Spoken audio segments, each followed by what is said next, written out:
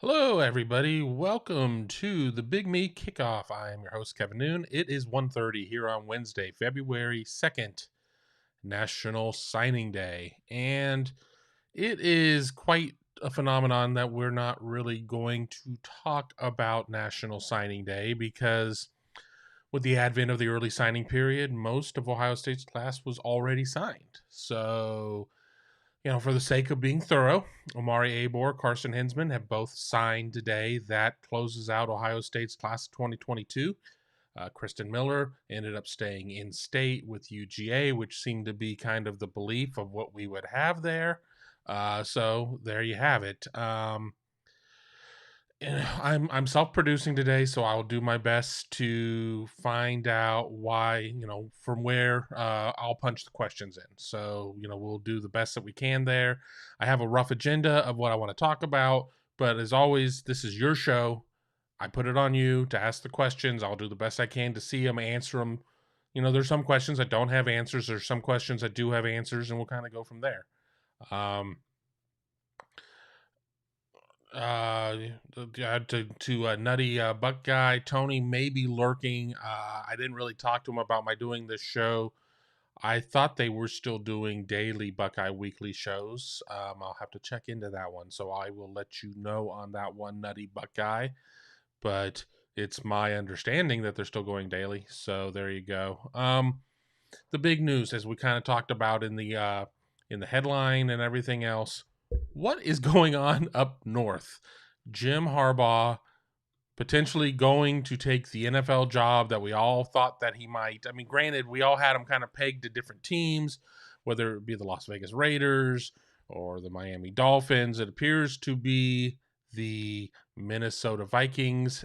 Chris Ballas of the Wolverine had a report last night. Sources had told him that it looks like Harbaugh is going to take that job, and it could happen in short order.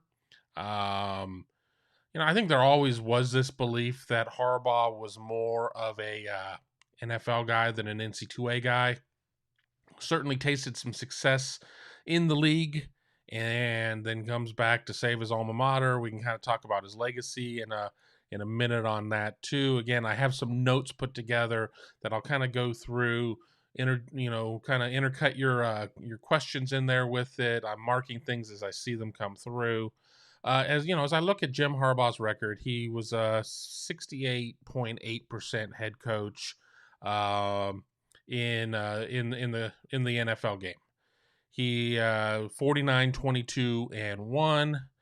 In the college game, he is 700, 119-51, 61 and 24 while at Michigan. So, somebody's messaging me right now on live show.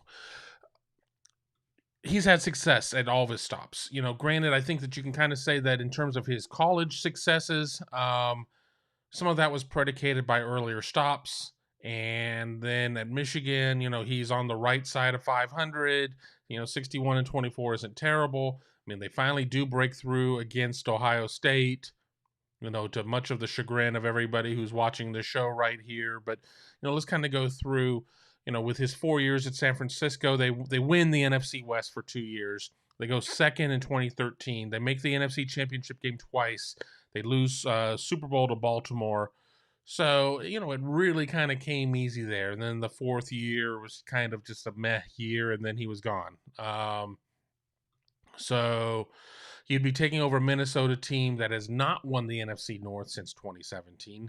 Last made the playoffs in 2019, made it to the divisional playoffs, so through the wild card weekend to the divisional round, lost to San Francisco. The last 2 years, 2020 they go 7-9. 2021 they go 8-9 since the league has put that 17th game in there. So they've been sub 500 both years. So he would be taking over a team that hasn't made the playoffs here. But then again, I think you sit there and you look at what he has coming back at Michigan. He loses a lot. And I'm not saying that he's just bolting because he sees a much emptier cupboard with the Wolverines, but it took it took a lot of things coming together correctly for them to have this year, whether or not it's, a number of seniors. You sit there and you take Hutchinson and Ojabo off of the defense. You lose Daxton Hill. You lose Hassan Haskins. You lose some members on the line. I mean, there's a lot of. I mean, they lose some in the secondary. The churn is part of the game. Where we see that year in and year out, and that's not to sit there and say that nobody has to deal with that. But there are going to be some years that are going to be worse than others, and this is going to be a year going into 22 where Michigan's going to have to replace a lot. And if we're being honest, Michigan does not necessarily recruit as well as Ohio State does. And that's not saying that the end all be all is what the star rankings say. I mean, as a former colleague of mine, well, current colleague, he just now is a national guy. Ari Wasserman says stars matter, and stars do matter. And I'll pick up that thought here in a second. We have a super chat from Ryan Dawes. Michigan really needs to get this next head coach hire correct. They do. And Ryan, I promise, I have a list. I went through about 7 different articles I could find today. 15 names that various writers have come up with, names of people that Michigan should look at, whether or not they're realistic, whether or not they're a big swing, a small swing. Some of them I found to make sense. Some of them I found to be kind of fanciful. I mean, I could come up with 5 more names that would just be, short of, putting George Hallis on there. Some of these names are pretty aggressive. So, we will get to that in a minute, but I agree, Ryan, they have to get this next one right because they got a couple wrong with Rich Rodriguez and with Brady Hoke. But then again, we had the question 365 days ago, 1 year ago, was Jim Harbaugh the right hire? And I think there would be a lot of people who would debate that he wasn't. I think there's still some people out there that still might feel that way, even with Michigan making it to the college football playoff, even with Michigan winning the Big Ten, even with Michigan snapping Ohio State's dominating win streak over them here over the past 20-some years. So they definitely need to get it right, and we will get to that here a little bit later in the show as things dictate. So let me just keep punching through. But what was it I was talking about? I don't know. The thoughts kind of come and go as we do the live show sometimes. So it'll be but just about them losing, and sometimes you lose more and sometimes you lose less, and they're just losing a lot this year. And Ohio State's bringing a lot back. And is it as simplistic to say that your legacy at Ohio State is what you do against Michigan and vice versa? I think we all know that Ohio State people take this rivalry a lot more seriously. Then again, Michigan loses a lot of games, here recently. And then they're like, well, we're taking it seriously. Oh, no, we're not taking it seriously. And then this last year, they really kind of seemed to rededicate themselves. But I think they also knew that they had a heck of a deep roster coming back. So, there's some major losses in terms of what's going to happen there. How are they going to handle their quarterback position? I mean, I really, that's going to be a difficult situation. I mean, you have what are you going to do with JJ McCarthy? You have JJ waiting in the wings. He's not going to want to wait that much longer. You're running you're running 2 guys out there.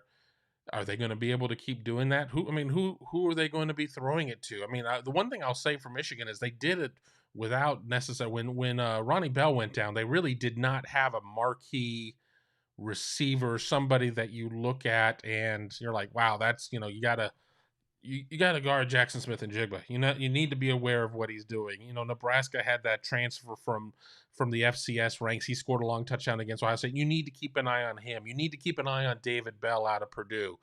There really wasn't necessarily that guy there. And then again, as I said, you have Blake Corum back, but you lose Hassan Haskins. Corum was a little dinged up toward the end of the year, so we weren't necessarily seeing everything that he had at all times. But you lose Haskins, who's your tough runner, who's your Big Ten downhill type of runner. I don't know. Maybe the getting's good to get out of there at this point. So I'll jump in with some of the names that we've heard, and I'll kind of go through these slowly because, and I don't have them really in a super particular order. It was what I saw, so I may just kind of order them as I call them off, and I'll just mark them on my page that I've mentioned them.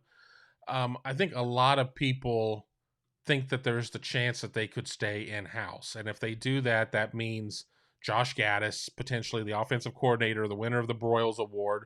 I mean, he could be one of the guys, or potentially Mike Hart, the running back.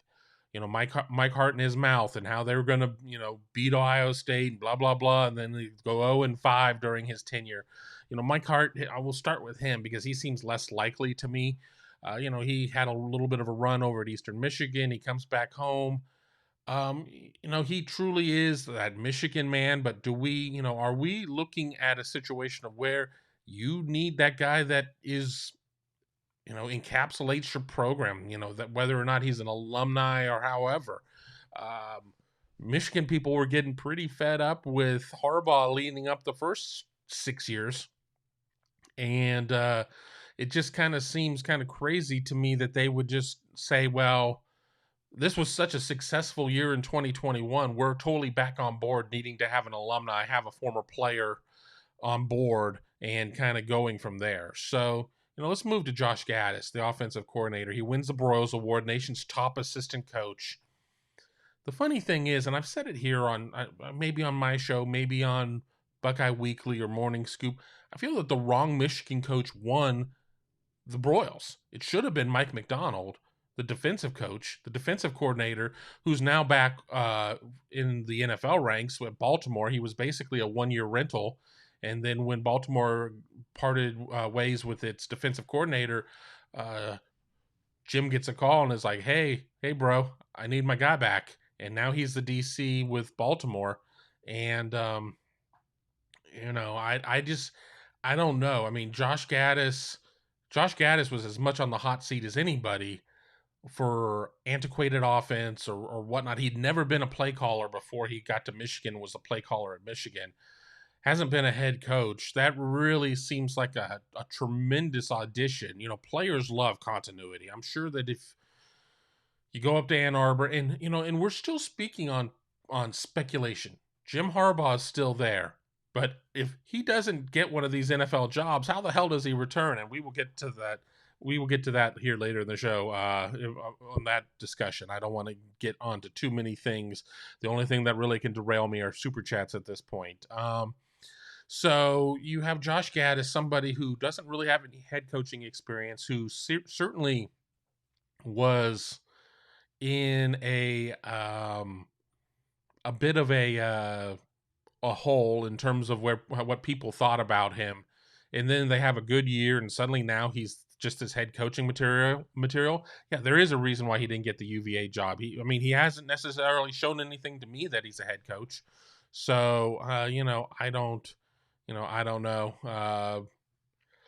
Certainly some very strong thoughts about Michigan. Let me get back here to this comment. So you get through those guys. So those are two in-house guys. Now, certainly a name that we've all heard a lot about before is Matt Campbell, the former Toledo coach. And there's a pretty strong belief out there that Ohio State, Michigan, Notre Dame, schools within the region are all schools that he would be interested in. You never know what somebody's contract looks like in terms of what outs are or whatever. I mean, people are getting their buyouts paid for anyway. So at the end of the day, do you really need an out? The out you have is just having cash, and whether or not it's you paying it or the school paying it or however you're running that situation, coaches have infinity years on a lot of these deals, and we see coaches signing deals through 2032 or whatever, and it's just like, yeah, that's not going to happen. The Bobby Bowdens of the world do not exist anymore in terms of coaching until you're well into your golden years within one program. And I know that Bobby Bowden didn't start at FSU. But he was there forever and a day. So it's kind of comical when you see coaches with 10 years on their deal. That's for recruiting. That's for a lot of other things. And at the end of the day, coaching money is cheap money. So you just kind of deal with it. You do it and you pay out what you have to, or you get the buyout, or it kind of is what it is. So, Matt Campbell is certainly somebody. Then, I think there's some mixed feelings there. I mean, what he's done at Iowa State has been very impressive.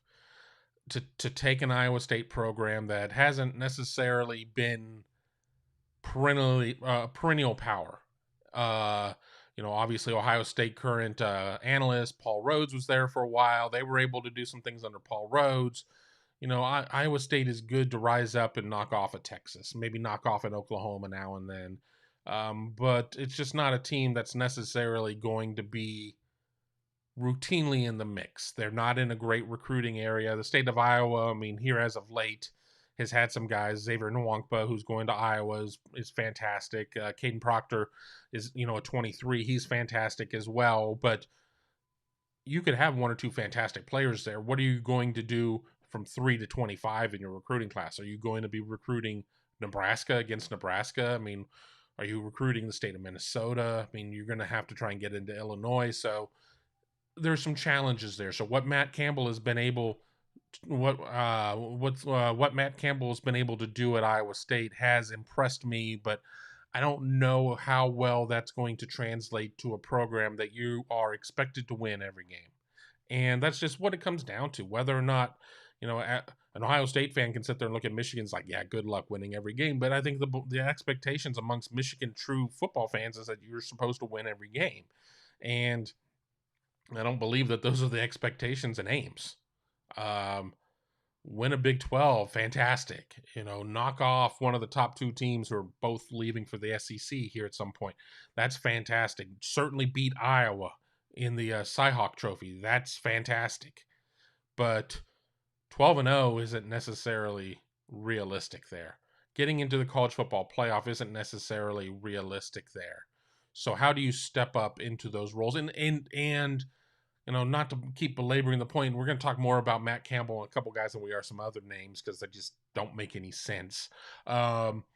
Is that guys have to go from smaller programs to larger programs in the coaching ranks, and you are going to get stepping up. You're going to step up in the expectation. So that's not to say that nobody's ever not been able to overcome that. You got to start somewhere. A lot of guys aren't necessarily just born into a program. And, I'm not going to get necessarily into the whole situation of where the comments that Jim Harbaugh made and now appears to be running away from having to sit there and pay the piper on that about Ryan Day being born on third base. Ryan Day paid his dues as a coach as well. He was fortunate to step into the Ohio State role, but he wasn't just some guy off the street that they just said, hey, what you doing? What you doing for the next 7 years? He paid his dues, so take that for what it is. I'm marking down a lot of comments that I get here, so if I don't get to your comment immediately, don't think I've ignored it. I'm just I want to get through my segment, and then we'll get to some Q&A here to round out the show. So you got there. Matt Rule is a name that I think has a lot of juice behind it with the Carolina Panthers, and we see Jim Harbaugh running as quickly as he can away from college to the pro game. Could we sit there and see a situation of where Matt Rule's running away from the pro game as quickly as he can to college? I mean, there's certainly some reports out there that he's interested in the position. You can only come out and say it so many ways. You can't necessarily come out and say, I certainly want to do this. Well, get the hell out of here and go pursue it then. You don't want to get there.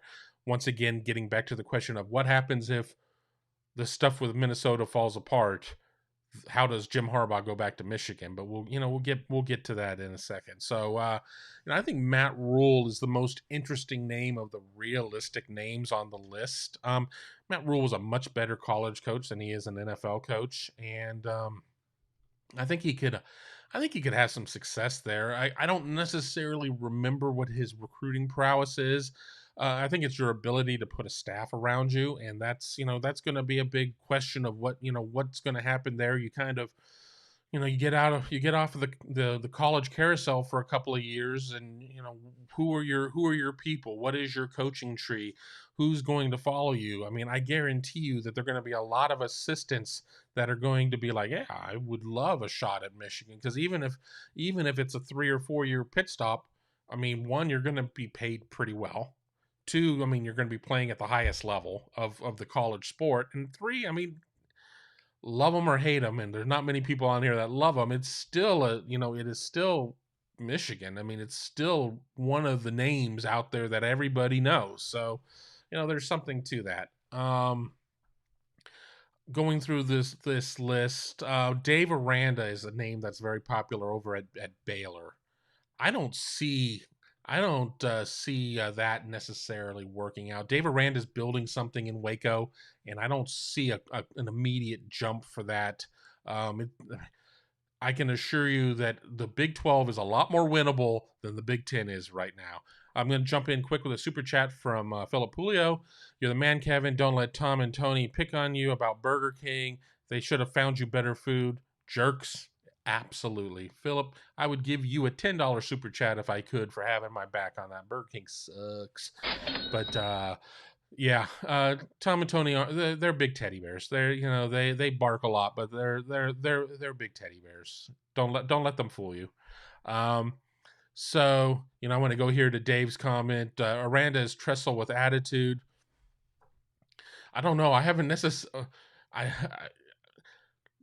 Dave Aranda, I see Baylor have all these big wins, and you had to hold a mirror under his nose to see if he was still breathing. I mean, he just is. Maybe he has the Tressel attitude in terms of what some of his football things are, but I don't think anybody's going to ever accuse Dave Aranda of having attitude. I mean, he's just the most chill guy in the world. So, I don't know. I think that's an interesting name, but I don't think that's one that fits out. How about David Shaw from Stanford? I mean, he certainly knows what it's like to have to recruit to a school that says that it has these challenges in terms of recruiting, to get kids through admissions. But I got on social last night as I had a couple pops and was over at the local bar playing some music trivia, saying that trying to say that basically that nobody can get into Michigan, and it makes it so impossible. I'm not going to name the kid in question here, but I remember a kid from the 2000s, between 2000 and 2010, that wanted to go to Ohio State, could not get into Ohio State based on just where Ohio State was in its admissions. Kid got into Michigan, kid got into another Big Ten school, ended up going to this other Big Ten school. So Michigan certainly has a very fine academic record in terms of just general population. Its U.S. News and World Report rankings are fantastic. But let's not kid ourselves for a second that Michigan is dealing with the same things that Stanford or Northwestern are in terms of getting kids in. And, I'm going to be very delicate with this because, it's tantamount to sitting there saying, oh, they put a bunch of big dummies in there. That's not what I'm necessarily saying. But don't believe for a second that they don't have guys in there that are just getting in barely through the clearinghouse with a 2.3 GPA in the standardized test. And now we're seeing movement away from the standardized testing. So it'll be interesting to see what the future of admissions are going to be in a lot of schools. But, I think with David Shaw, it's just more of a matter of he's Mr. Consistency generally. But I don't know if he's an exciting enough hire for Michigan. You're bringing somebody who's done his whole career out on the West Coast. I don't know how they're going to come in and be able to recruit against Ohio States, the Michigans, or the Michigan States, the Penn States, people like that. I don't know how that one's necessarily going to work out. How about Mark Stoops at Kentucky? I mean, he certainly has been a hot name. I think that would be a package deal with bringing Vince Marrow up, who is a tremendous recruiter within the state of Ohio. And I think that while I'm not necessarily sure how I feel about Mark Stoops, I like the guy. I mean, that's not what I'm saying, but I don't know how I feel about him moving into a big job like that. But I think that Vince Marrow would be a scary proposition. Maybe not necessarily for Ohio State. They're not going to necessarily beat out Ohio State on a lot of players. And yes, Kevin, we've seen Kentucky beat out Ohio State on some offensive linemen. Well, there there are some reasons behind that, and Justin Fry is here to try and prevent some of those things from happening. So take that for what it is. But I think that Vince Marrow would definitely put more of an emphasis on recruiting the state of Ohio. And I think one of the issues that Michigan has had is that it has ignored its own backyard in terms of recruiting. And if it could get some of these players in there, I think that they would be in a lot better shape. So, I think that's an interesting situation with any talk about Mark Stoops. And again, these are not names that I necessarily think. Maybe I can go through it at the end and say, here are the guys I would target if I were them. Another name that I saw is Bill O'Brien, former Penn State head coach. He's now OC at Alabama. What are your thoughts on that one? I mean, he certainly went into a difficult situation in State College, coming out of all of the issues that were going on there. Not going to necessarily talk about that. Dealt with scholarship reductions, dealt with postseason bans. That some of that stuff ended up getting turned around toward the end. He was in a very difficult position to be successful there. Ends up going to the NFL, leaves the NFL, goes to Alabama, part of the Alabama, rehab situation of rehabbing your coaching resume. And I see him get mentioned now for some jobs. I think he's certainly somebody who understands the Big Ten. I think he's somebody who certainly could fit the bill there to a certain extent, but I don't know. I think that he's somebody who is so anti BS, and I think that there is a lot of BS in terms of how the sausages are made at Michigan, between the booster culture and certainly the academia. They ran out their university president Mark Schlissel for inappropriate communications with people. I don't know. I didn't really pay attention to a lot of that, but I don't know if that's necessarily a great fit for Bill O'Brien. I think I would see him staying somewhere where football truly were more king, and I can't necessarily say I feel that is the situation at Michigan. So he would be interesting. How about PJ Fleck in Minnesota? I saw his name on 2 different lists, which I found to be shocking. I think a lot of the old Michigan men would hate that hire. Just because he, juice, row the damn boat, all that. I think that he's like a spider monkey on pixie sticks. I mean, he's exhausting. He is just exhausting, and they've had success at Minnesota. I mean, they've been able to recruit some guys, but it all gets a hell of a lot more serious the second that you step foot on campus in Ann Arbor. So I don't know how I feel about that one. James asking about how about Kevin Wilson. I don't.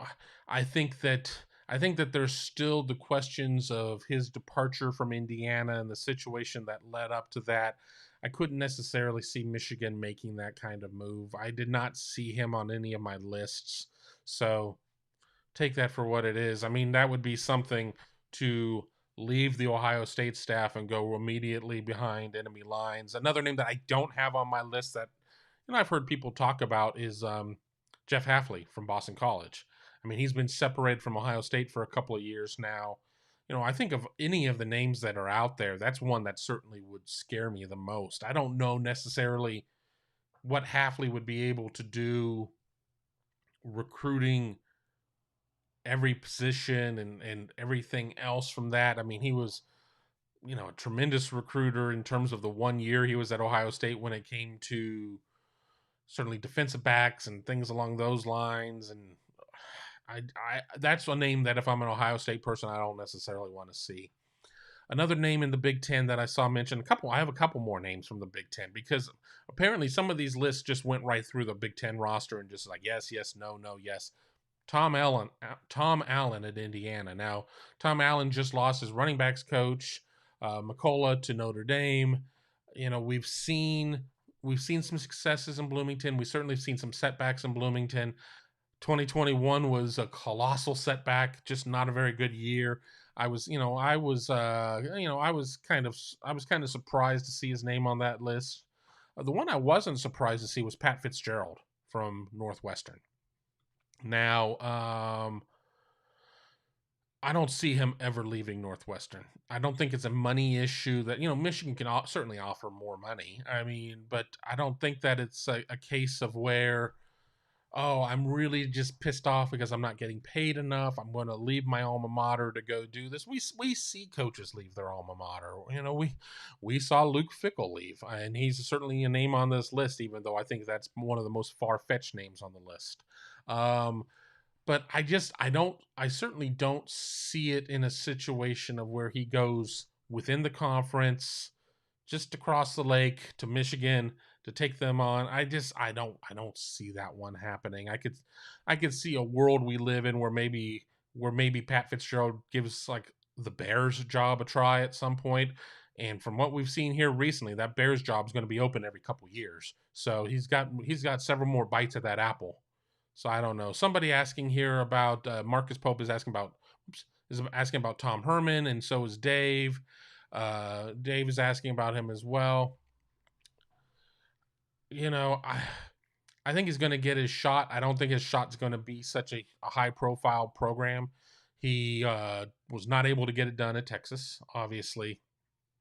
The successes that he had at Houston, he inherited a pretty good roster, and he certainly was playing in the AAC, which was not murderer's row. I mean, they had some epic games against Memphis. Cincinnati was there, but I think Cincinnati was still on its ascension at that point. So I don't know. I don't. It would be interesting. It would be interesting to see the former Ohio State coach that there were some moments of some going on in terms of how certain assistants felt about Herman, and I'll leave that where it is as I sit here and hit the microphone. But Luke Fickell is another name that I hear mentioned, and I just don't see that one happening. I think everybody is like, well, Luke is from the region. He's from Columbus. Why wouldn't he want to take that job? He grew up watching Ohio State, Michigan. Well, he grew up watching Ohio State, Michigan. And while, you have to remember that this is a business, and you have to sit there and make sure that you're doing what is best for your career and your, the welfare of your family and everything else. But is going and taking the Michigan job the best thing for his career? Is that the best thing for his family's welfare? I don't know. I mean, he's got a special thing going at Cincinnati. Cincinnati's going to be in the Big 12 here soon, whenever these moves are allowed to go through in terms of starting competition. And yes, Michigan is a large job, but I mean, he's going to get offered other large jobs that are not going to require him to necessarily go against the 900-pound gorilla that Ohio State is, and that he's intimately aware of what Ohio State is. So it's a lot easier for him to hang out at Cincinnati and do what he's doing there than going headlong right into Ohio State and trying to take on the Buckeyes year in and year out. I don't know if that is a smart move. I don't know. I think there are going to be plenty of people in Michigan that are going to be like, hell no, we don't want to make that move.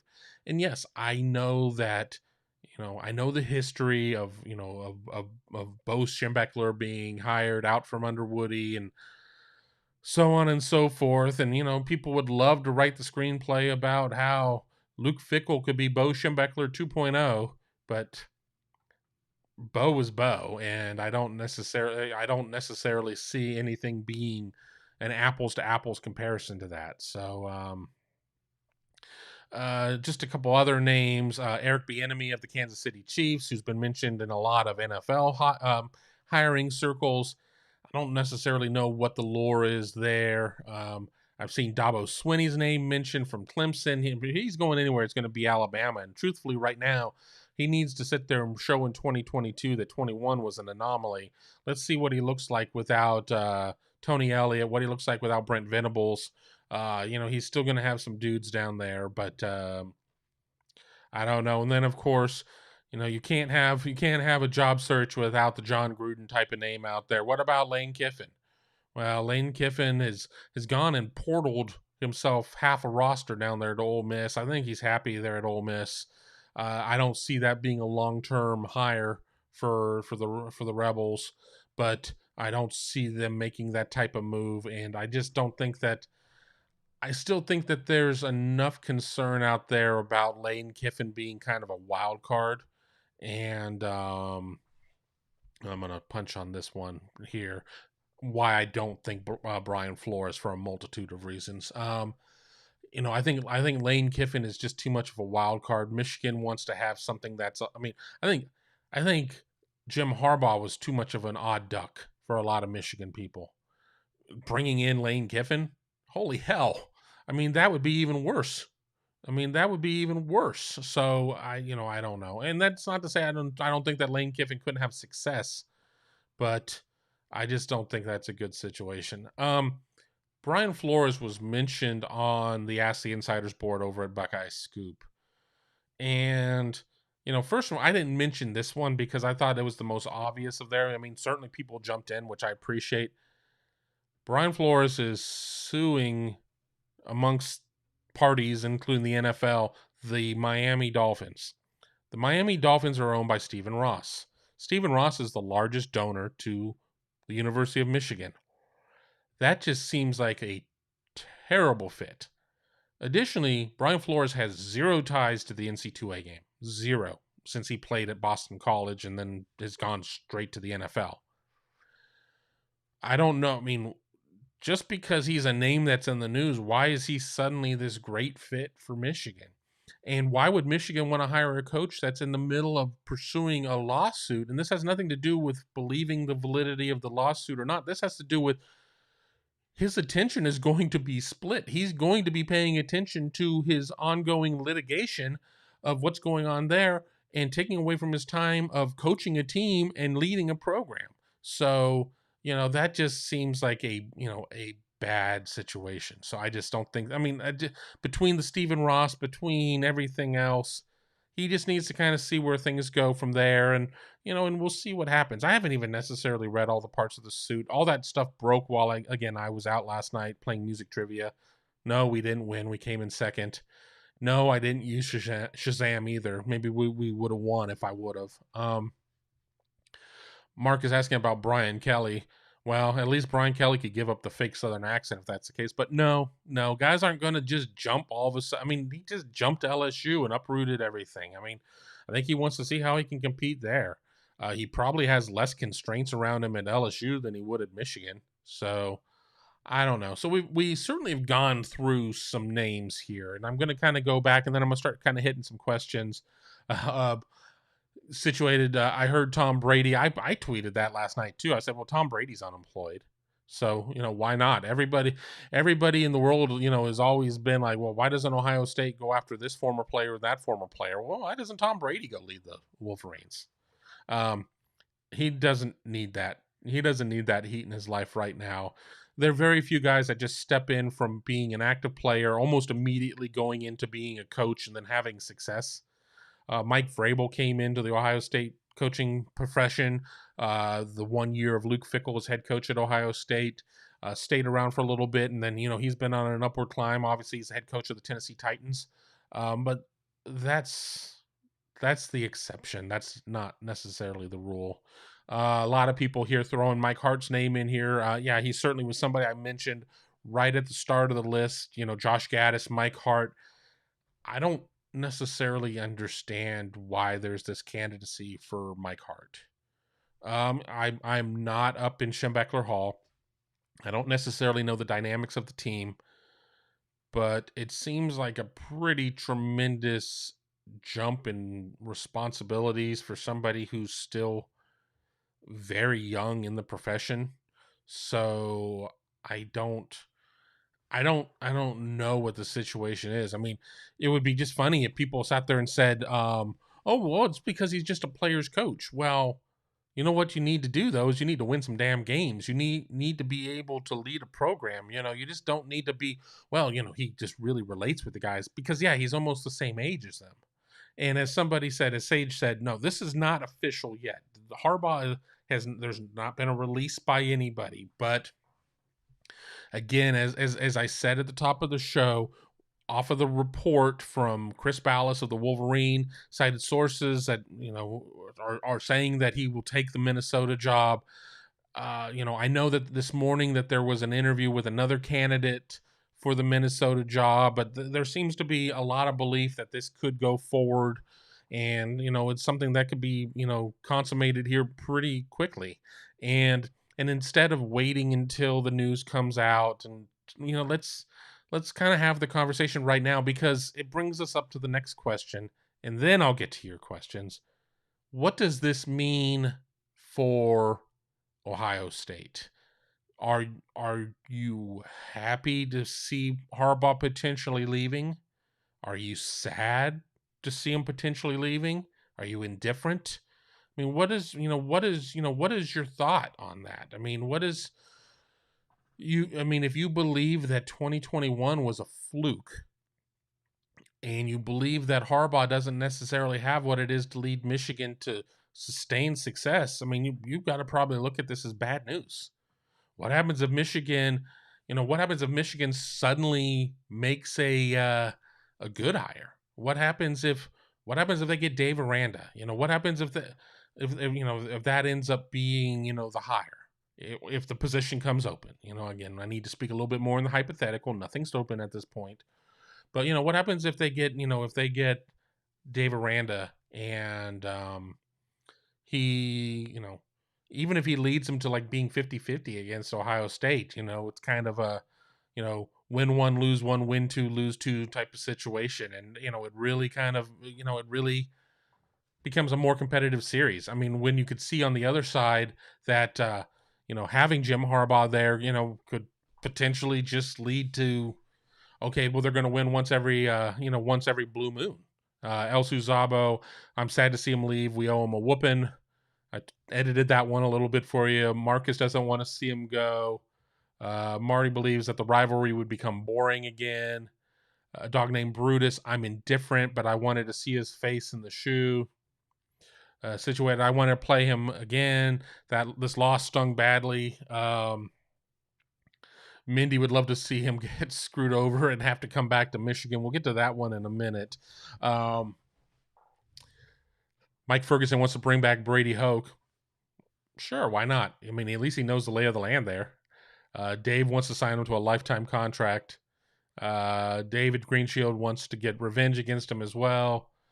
Marcus agrees with what Marty said. So, I think we see a lot of things. Paul says that Harbaugh is a good thing for Ohio State. I don't necessarily know if I was going to say that I saw the tide really turning. Getting back to an earlier point, as we've gone about 42 minutes in the show. Mr. P is not very happy. I don't know what's going on there. Who cares? Bad news. This guy's a joke. They can hire whoever they want. Buckeyes rule, man. Anyone with a camera can be a sportscaster, I guess. Let me know when your show's on, and I'll be sure to watch you and heckle you. So there you go. I don't know if I necessarily saw a situation to where they were going to turn it around year in and year out. I think it was a perfect storm where they had a lot of seniors. You have a situation where you have Aiden Hutchinson and David Ojabo, who two guys that you can't you sit there and you focus on one and the other one runs wild, or vice versa. They had just the right situation when Ohio State was maybe at its worst in terms of defense. And let's not kid ourselves. It wasn't like Ohio State was like 110th in defense. I mean, the numbers were bad by Ohio State standards. I mean, some of the numbers were just kind of bad outright. But, Michigan ends up having just, its most senior-led team when Ohio State was having its biggest issues in terms of being able to stop opposing offenses. And they win one. I mean, call it what it is. You can't explain it away. You can't say, well, if this one thing was different. No, I mean, yeah, if this one thing was different, if Ohio State's defense were significantly better, Ohio State would have won that game. But, that's a really big if. That is a really big if. So, is Michigan going to come, is Michigan going to be able to come into the horseshoe this year and beat Ohio State? Probably not. What about next year? I mean, you can just start going through the years and start going through the rosters of what the personnel is, and then eventually get to the point where you don't know who's going to be on any roster because you're a couple years out. But this kind of was a now or never year for them, and they were able to hit on it. But I don't think that suddenly it necessarily means that things are going to turn around in the series. So I don't know. Marcus, please tell me how the snow and bad weather helped Michigan. No, it didn't help Ohio State. I mean, Ohio State lost because Ohio State got beat. I mean, plain and simple. I mean, yeah, if you play that game, if you move Lucas Oil Stadium to Ann Arbor and they play indoors, and there are no conditions to deal with, I'm sure it helps Ohio State to a certain extent. But Michigan beat Ohio State in that game, and I don't get any pleasure in saying that. I'm an Ohio State alumni. I don't get any pleasure in any of that. But they were the better team that day, and it is what it is. And going back to an earlier version of the Big Me Kickoff, was that loss necessary for Ryan Day to make wholesale changes in terms of the coaching staff? You don't necessarily want to wish losses on it. It's like the same garbage about moral victories or whatever. Well, Ohio State basketball took a moral victory because it came back from a 20-point deficit against Purdue in basketball only to lose on a buzzer beater. That's a loss. I mean, you do see some things you like there, and I know that a lot of people here aren't here to talk about basketball, but the loss to Michigan certainly helped move the needle to where Ryan Day's like, all right, we got to blow this up. We can't keep putting Band-Aids over this. We've got to sit there and amputate and kind of go forward. So, that's where we are with there. I got 22 things here in my favorites queue where I put questions that I like. Some of them may be redundant, so we may not get to 22 of them as we're here closing in on the 50-minute mark.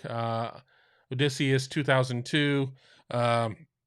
I'm shocked their recruiting class hasn't tanked yet. Most of that class is signed. Will Johnson's the one that they're going to have to watch out for, but the class is signed. I mean, if Jim Harbaugh leaves, you could have guys asking for release from their letter of intent. We do have the portal now. We certainly have seen guys portal out before ever playing it down, before ever putting on the uniform once. So you never know, but I think a lot of guys are committed to Michigan or committed to their position coaches, but we'll kind of wait and see what comes out of that. Dave was asking about Kiffin. We talked about this. I mean, yeah, they could have real deep pockets and whatever, but I think that Kiffin is in a better position right now down in Oxford. He's in the SEC. Ole Miss has certainly beaten Alabama a couple of times over the last several years, but I think getting to the Sugar Bowl is a good goal for Ole Miss. Just getting to the Citrus Bowl isn't like a big goal for Michigan. Or I guess if I'm going apples to apples there, getting to the Rose Bowl in the non-college football playoff situation isn't necessarily the goal.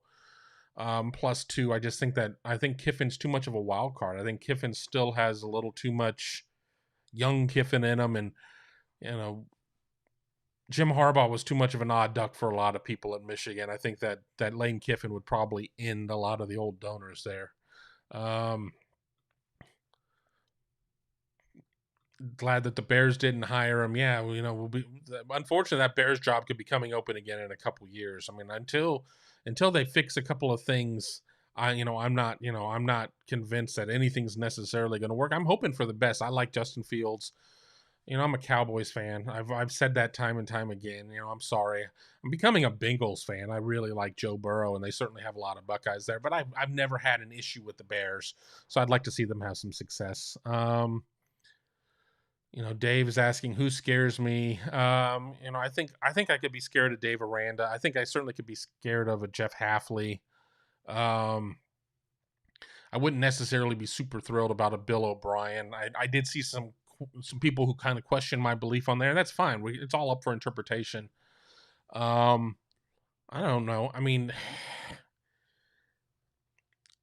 unless they really kind of clean up how some of the things are done there in terms of their athletic department, and just some of the there are some hurdles that are put in place. It's a difficult place to win consistently. This is very different than the 90s. I mean, we're 20 plus years removed from a lot of those times. So I don't know. I mean, I think that it has to be somebody, you know, what I said about Mark Stoops holds true. If Mark Stoops goes up there and brings like a Vince Marrow up there with him, that certainly concerns me, because that puts the state of Ohio very much back in play in terms of recruiting. And while Michigan with Vince Marrow wouldn't go out and beat Ohio State for C.J. Hicks or Gabe Powers, they would be very much in the mix for a lot of other players. I don't want to necessarily put players from 22 and say, well, I think this player could have gone there, because then people will be like, why is that guy not committed to Ohio State? I mean, well, no, it's just I think that you get into 4, 5, 6, 7, 8 in the state of Ohio, those guys could be very much, I think they could be in play. I mean, I don't know. I that one I find interesting. I think that the job is too big for Mark Stoops in terms of what he has at Kentucky to what he would be expected at Michigan, but I find that to be an intriguing name. So, kind of take that for what it is. Let me jump into the live comments here really quick. Okay. So let me cross that one off. Nutty Buckeye, what do you think about some of the national media suggesting that they go after Fickle?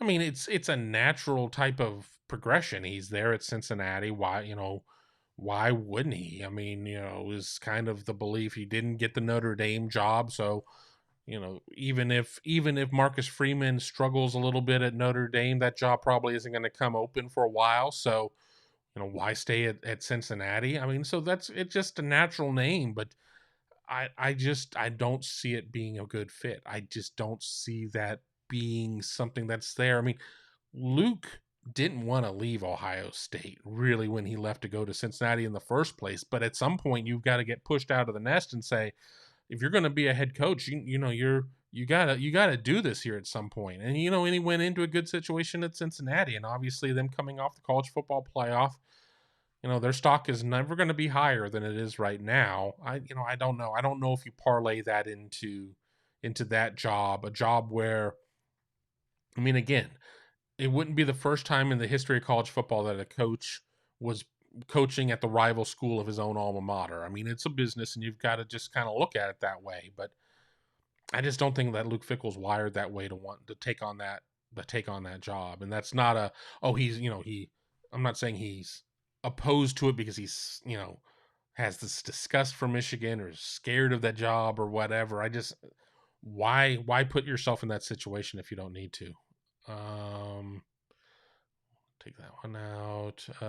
Mindy, seen an article saying Caleb Williams and USC will have the best passing attack in football this year, like they forgot about CJ and JSN. Who wrote it? A USC writer? Somebody on one of the fan thing. I mean, and I also read an article from like a Detroit paper that Michigan State had like the best passing game, last year. So, it is what it is. It has you talking about it, so it served its purpose. There are a lot of times people write articles to just get people talking, and whether or not that they believe it or not. So, I want to get to this one that Mike Smith said, and I mean, because it was something I kind of mentioned too. How on earth does Jim come back if he doesn't get the job? I don't know how that would help the program at all if he didn't get the Vikings job. Now, what happens if, strange things happen? And, it's not like Jim Harbaugh has necessarily come out and said, I'm out of here, ladies, deuces, and, has burned all the bridges and taken all of his Michigan clothes to Salvation Army, and that's that. So, none of that is necessarily, the case. But his name's kind of already been dragged through the mud. A lot of people on MGO blog and some of these other sites have already been like, done with him. So how do you go back at this point? Just kidding, guys. Here I am. I was never leaving. You never heard me say that I was leaving. don't believe for a second that there's not a program out there that's not going to be like, I mean, even if they sign them to a 40-year contract, that are not going to be like, hey, he was ready to leave. You're really going to go there? Your guy up there at Michigan was ready to bail on everybody.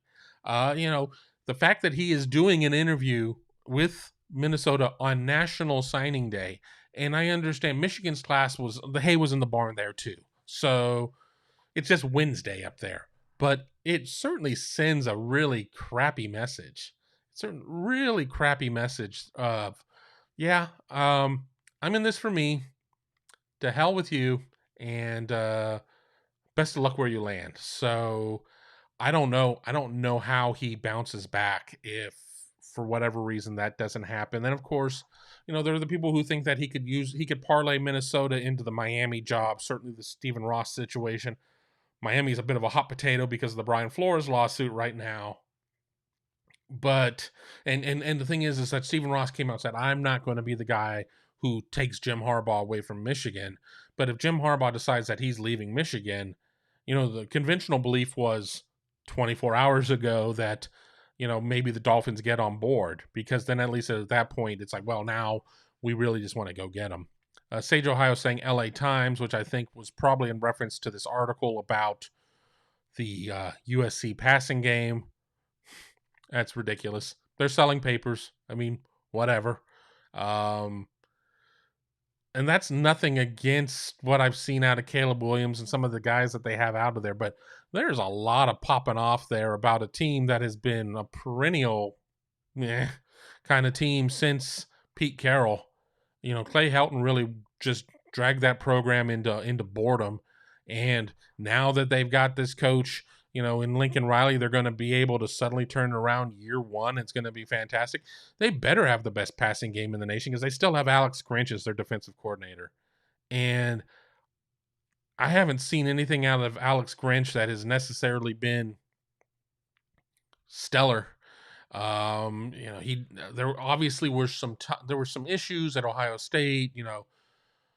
Where does Greg Schiano's responsibilities start and stop? Where do Alex Grinch's responsibilities start and stop? But then he goes to Oklahoma to take over a really bad defensive team, and they're better, but they're not great. And I was shocked as anyone that that really kind of like the first hire that Lincoln Riley has is Alex Grinch. I don't get it. I mean, at least Alex Grinch is back in a conference that he is familiar with, coming from Wazoo prior to Ohio State. But I don't know. I don't see that working. But I just think that let the LA Times write whatever the hell it wants to. So I don't know. Kind of going through a couple of the other situations here. Let me go back to the canned questions that I have. Yakov asking, given the choice, would I prefer coaching in the NFL or over college? Well, the money in the NFL is better. You don't have to recruit. But I think that my personality, I would get along better recruiting in college. Then again, the college is becoming a lot more about like the NFL with like the NFL with NIL. Because what I would have said a couple years ago is, well, there's still college athletes, and I think you have a better chance of getting through to them. You're not dealing with a room full of millionaires. NIL hasn't necessarily created a room full of millionaires, but there are going to be some other millionaires in there that are not going to be the head coach. I think I like relationship business. I like the personality of that. So I think I would like the recruiting aspect of it. I think, everybody's like, well, the NFL calendar is a lot easier to deal with in terms of having a life. I think that if you're dedicated to your craft either way, in terms of it being college or NFL, it's going to consume your life regardless. So I would probably prefer college, as long as I had a nice deal. But I can be bought cheaply too. So let me cross that one off. Scott asking, where do the Buckeyes end up in the class of 22 in the Big Ten first? They were locked in first, and today only helped. I'm not even looking at any of the sites. I just know that they were first. So they're top 5 type of class again. Unfortunately for them, this class kind of fell apart in terms of being this special, winning the recruiting national championship when Quinn Ewers reclassified, when Jaheim Singletary decommitted.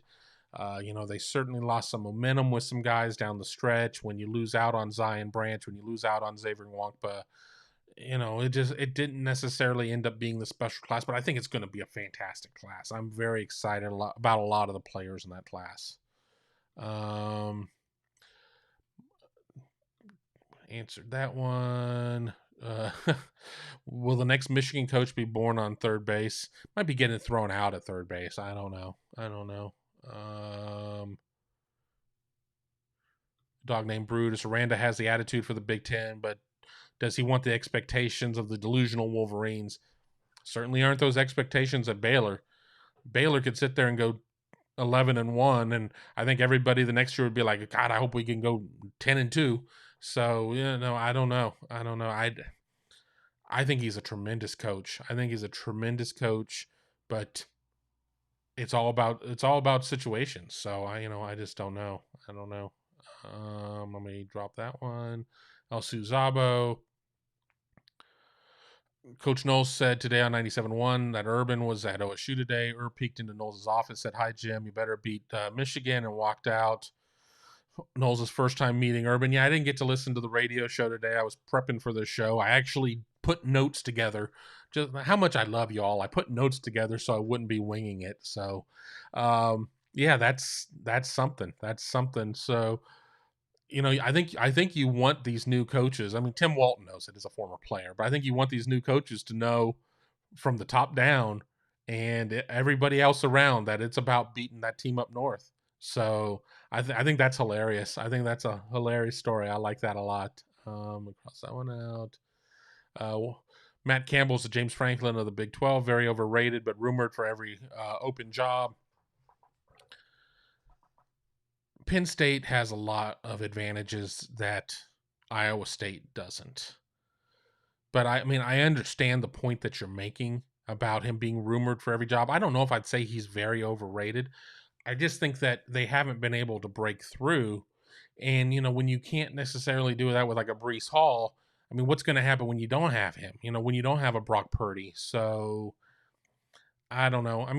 This might be the time for Matt Campbell to be looking to get the hell out of Dodge. So, I don't know. That hire would not surprise me. The Gaddis hire wouldn't surprise me. Mike Hart would surprise me, as I just don't think he's ready for that job. I think the Gaddis hire wouldn't be a great one. I think Matt Campbell would be interesting. I think Matt Rule would be a good hire. I certainly have had my feelings about Bill O'Brien. I don't know. The thing is, we all think we have these coaching searches on lockdown. And once again, let me reiterate, there is no vacancy yet. The job is not open.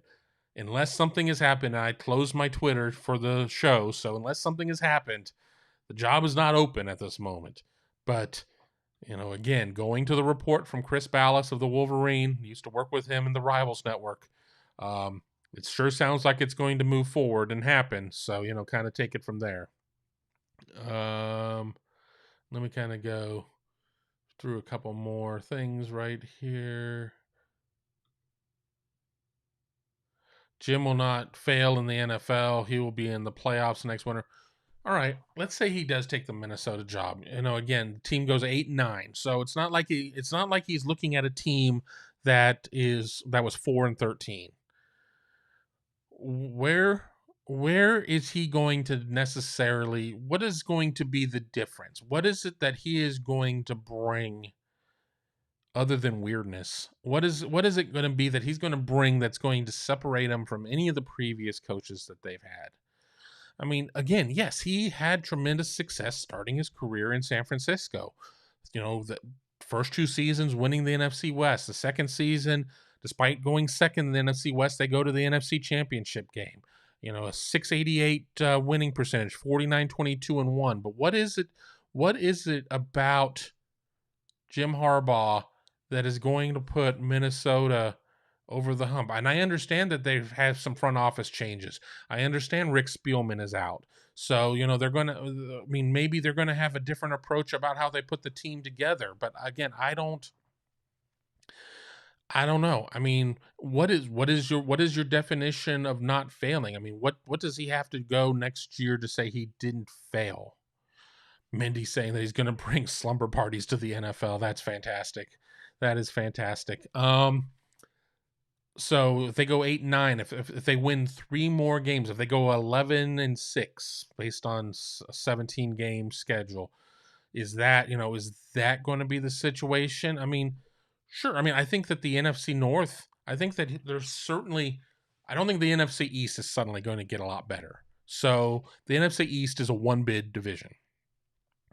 I think that we certainly, the NFC South becomes a lot more middling going into 22. So it's going to be the NFC North and it's going to be the NFC West. I think that you could sit there and still see a situation where the Rams and the Niners are still going to be vying for, supremacy over there. So, that could open up a second spot out of the North in terms of what you're going to get there for the other, if you don't win the division, you win the wild card. But again, I just don't necessarily know. I don't know what the huge upside is there. I don't know what the secret sauce is to sit there and say, well, this guy does this and this guy does that. What is Jim Harbaugh's secret sauce that he's going to bring to the NFL? What has Jim Harbaugh learned in his 7 years of collegiate coaching that's going to help him sharpen his own axe, have him be the best that he can be in the coaching profession? I don't know. Dave Rice, with that roster and cap issues, maybe Minnesota just wants a placeholder until it digs out and get a real coach. Oof. Yeah, I haven't gotten on and looked at the cap. NFL season isn't even over yet. Mine is as a Cowboys fan, but I haven't. I need to look and kind of see where they are. I only, out of the North, I only really watched Chicago, and I hate watched them. And it wasn't that I hate Chicago or that certainly don't hate Justin Fields. I hated the situation that they were going to get Justin Fields murdered out there with that line. So I don't know. Dave, love the show. Giving nice to see you. Me not having to carry Tom and Tony. Yeah, well, sometimes you just gotta cut that dead weight. Harbaugh was 5 yards from winning a Super Bowl. Sure. Is he going to go into Minnesota with a type of roster that he had at San Francisco? Because here's the thing, you walk in and inherit this roster. You're going to inherit a roster at any level, but it's not like he's going out there to just go and recruit and magically create these things to happen. That's just not how it works. Pay me. This is the National Football League. Pay me. What are they going to be able to put together? If there's truly cap issues there, it's going to be interesting to see what it looks like. So I don't want this to look like me. I joke and say he's weird and an odd duck and everything. I stand by those statements. But I'm not. This is not I'm not piling on Jim Harbaugh to say that he's not a good coach. He's certainly, again, 688 in the NFL.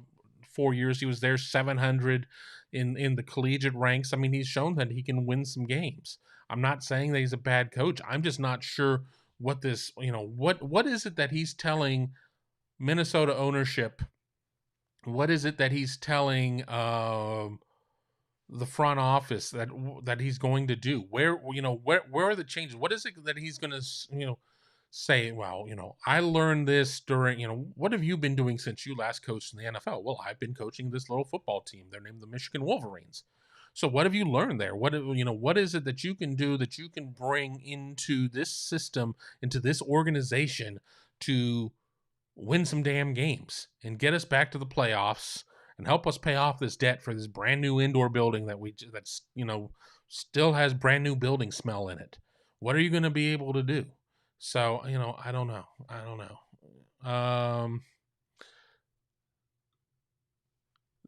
Suzabo, El Suzabo, this is funny. The recruit in Brian Kelly's embarrassing dance video just flipped from LSU to Alabama. I would have run, not walked. Oh my God, what a What a charlatan. That all everybody's like, well, he's just, he's not constrained by Notre Dame.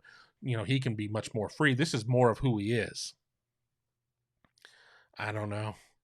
If this is who he is, he should probably seek some help. I don't know. Do I think that the media up there is ready for for a Harbaugh pressure? Good Lord. Good Lord. Here's going to be the thing, too. The NFL is very structured in terms of what it is that you have to report, what you have to do. Jim Harbaugh had to live through that for 4 years. Then he goes to Michigan. They go from sort of announcing depth charts, not announcing depth charts or whatever. He's lived it before, but he's going to hate it. Super chat from Philip again. You can't blame Harbaugh for leaving. If anyone else was in his shoes, you see the same writing on the wall. I don't see it as selfish at all. Again, at the end of the day, I mean, it is a business, but this timing is pretty crummy. The messaging of having this interview on National Signing Day is pretty crummy. Leaving your staff in the dark is pretty crummy. Again, you've got to sit there and be true to yourself, be true to your family, the ones that you provide a living for. But if you have a coaching staff and you're just like keeping them in the dark, and then they come in and they see a pods unit sitting out front of Schembechler Hall as two interns are boxing up your one Big Ten championship trophy. I don't know. That's just a bad message. Just a bad message for all of that. Welcome back, Marcus. I didn't know you'd popped off, so good to see you there. Second stints in the NFL often don't work out well. See Ditka, Mike Shanahan, Gibbs. It's true. So I don't know. We've got about an hour and 10 minutes. I'll keep it going here for another minute or two. We've had close to 250 on here. We're at about 204 right now. 53 likes. If you like the show and you're watching on us YouTube, please hit the thumbs up. Helps us with the algorithm. Helps other people find the show. So really appreciate that. If you're listening to us on any of the podcasting networks, be sure to give us a 5-star review. That helps distribute our show out to more people as well. So I would really appreciate that. Be sure to subscribe to the channel on YouTube. Not only find out when the next Big Me Kickoff is, but shows like Gives in the Bank, Around the Oval with Alex Lightman, Buckeye Weekly Podcast, Morning Scoop. Have a feeling I'm going to be on a Morning Scoop coming up here pretty soon. Haven't done that one yet, but I've been told that I am on the lookout to be on Morning Scoop here soon. So got all of that going on.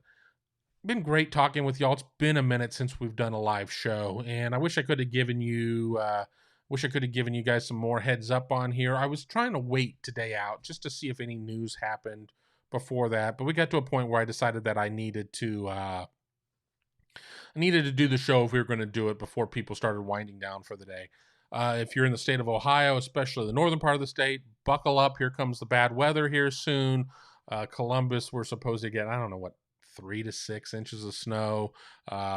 Hearing that Toledo, Cleveland, places like that are going to get whacked. So be safe. If you can hang out at home, do that. Check out whatever other podcasts we have. Check out Buckeye Scoop. Come keep me company over there on the Ask the Insiders board. But I think that's all we got. So I want to thank you all for being part of the show. We will catch up with you again here very soon on the Big Me Kickoff. Take care and talk soon.